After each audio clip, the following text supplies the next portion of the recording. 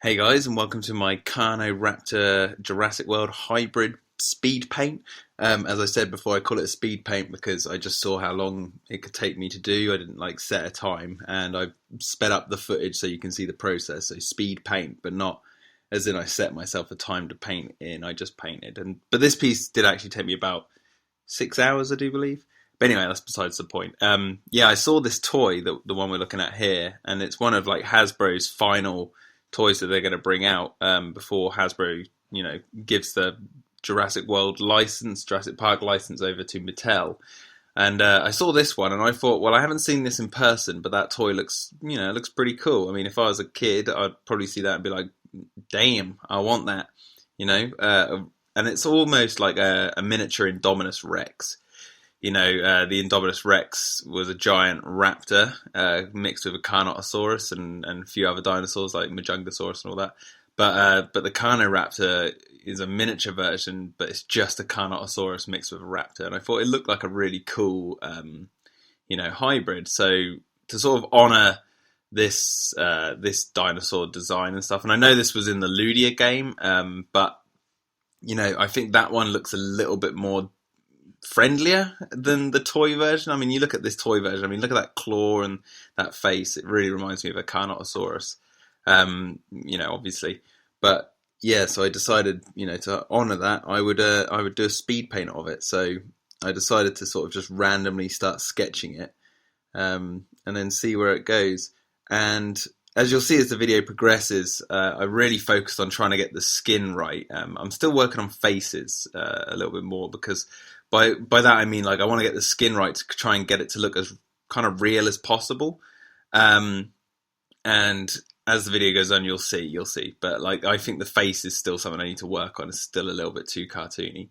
But I think I kind of nailed the body and legs and tail, in terms of realism. The back maybe a little bit needs a little bit more work. But anyway, as you can see, I'm applying all the basic colours, and then I added scales and all this sort of stuff. And basically this piece, is basically a lot of layering, but just lots of different layers, all different colours working together. And then you bleed it out and, with the saturation.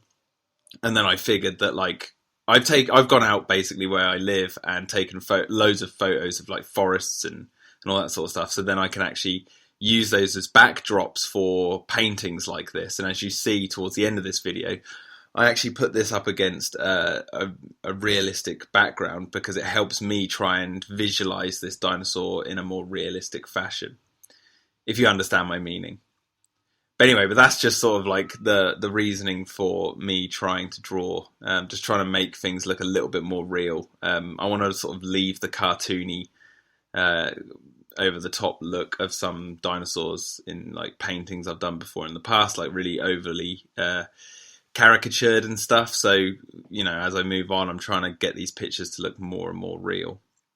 And I was actually really proud of this piece, and just randomly decided to start painting it. But yeah, and I love the vibrant colours of the action figure, these reds and purples and yellows and oranges and all that sort of stuff, and the bright yellow face and the dark purple claws, all that nonsense. I really like the design of this, and so to make this look real, I knew I had to get all the colours in there and then wash it out. And it was kind of I don't really want to wash out all the colours. There, you can kind of see I'm starting to bleed it out a little bit more.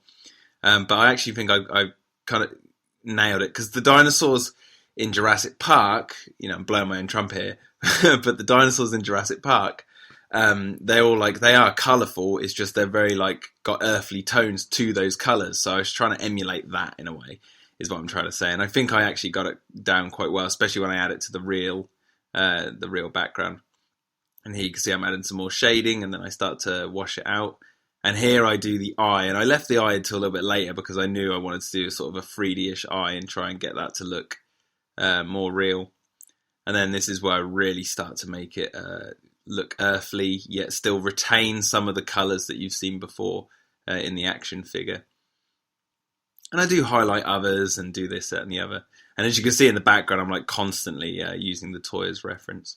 Here you can see, now I've added it to the forest, and now I'm sort of lighting it to that, making sure that the tail fits behind plants, adding in the sun, And yeah, really darkening it, because I noticed that, well, there's the finished product, so it kind of looks like it's actually in the forest there, and that's what I'm trying to go for. So as my paintings continue, you'll see this more and more. I'll try and get more and more realistic looking paintings, and this is all 2D essentially. I'm working in layers, but it's all 2D, just trying to draw as quickly as possible.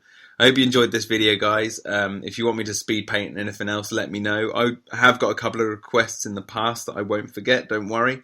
I forget who asked, sorry, but someone wanted me to draw something with the Spinosaurus from Jurassic Park 3. That is planned, so look out for that one in the future. Yeah, alright. Have a good day, guys. Yeah, alright, okay. Have a good day, guys. Have a good day, guys. Yeah, see ya. Bye. Go on.